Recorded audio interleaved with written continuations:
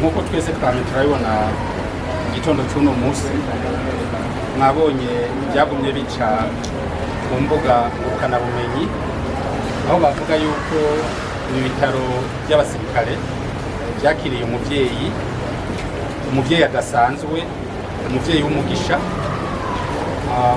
Uwo muvyeyi ntasanzwe kubera yuko nk'uko mwese mwagiye murabikurikirana mwabonye kuvyandikwa yuko bavuga yuko yibungenze imbanyi ku mbuga ngurukanabumenyi bavuga yuko iri mu bibondo bitandatu.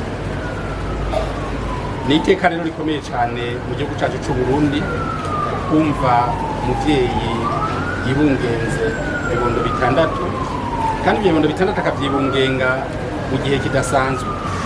Igihe kidasanzwe kubera yuko dusigaje umunsi w'ejo gusa kugira duhimbaze aho twibuka aho umwami wacu Yezu Kristo yatuvukira. Aho yatuvukira yaduhaye ikimenyetso cy'ubuzima. Nk'umukristo rero nanje niyumviriye yuko noza gushigikira uwo muvyeyi, nkamufata mu mugongo, nkashigikira uwo muryango ku izina ry'umuryango wanje, reka mbere nk'uhagarariye urwego nshingwabikorwa rwa leta. Ni muri iyo ntumbero rero twagorobeje ngaha kugira tumurabe tuyage nawe. Dushitse ngaha twavuganye n'abariko baramukurikirana, batubwiye yuko ameze neza kandi bamukurikirana, mugabo kandi banatubare yuko afise ibibazo bitandukanye. Batubare ko afise ibibazo bitandukanye, ko ari ntaho nikora koko, kandi nk'uko ndabibonye n'ivyo ni ntaho nikora koko. Muri iyo ntumbero rero twagerageje kumushigikira. Amaze amezi 2 ngaha, kandi mbanze nkengurukire cyane abarongoye ibitaro, bo babonye yuko ari umugisha ku gihugu, bakavuga bati nari naho nikora, nitwomushyira hamwe n'abandi, reka tumushire mu cyumba kimeze neza. Ndabibakengurukiye cyane.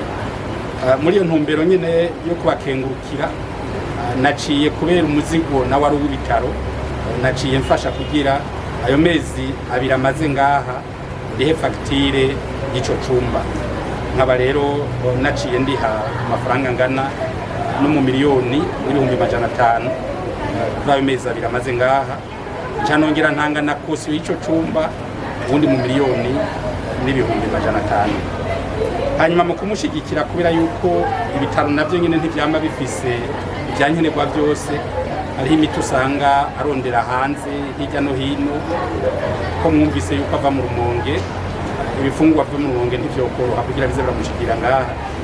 Naho nyene rero nasize uburyo bungana n'amafaranga no mu miliyoni n'ibihumbi 500 bazoza barakuramwo utwo hirya no hino kugira tumusahirize umwanya azoba ari ngaha.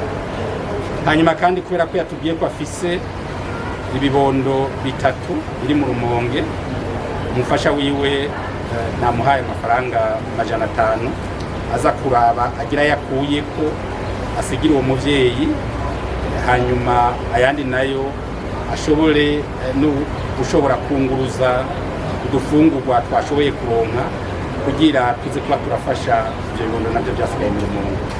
Ni muri iyo ntumbero rero twari twagorobeje ngaha kugira dushigikire uwo muryango, dushigikire uwo muvyeyi, reka mbere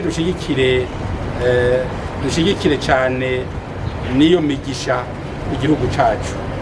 Kandi nk'uko nabihereye ko nkengurukira abaganga bariko baramukurikirana, nongera ndabasaba yuko boguma bamwitwararika kugira by'ukuri iyo ngabano Imana igira duhereze mu gihugu cacu twese tuzoyakire, maze tuzovuza impundu kubera yuko azoba ari imboneka rimwe ngaha mu gihugu cacu.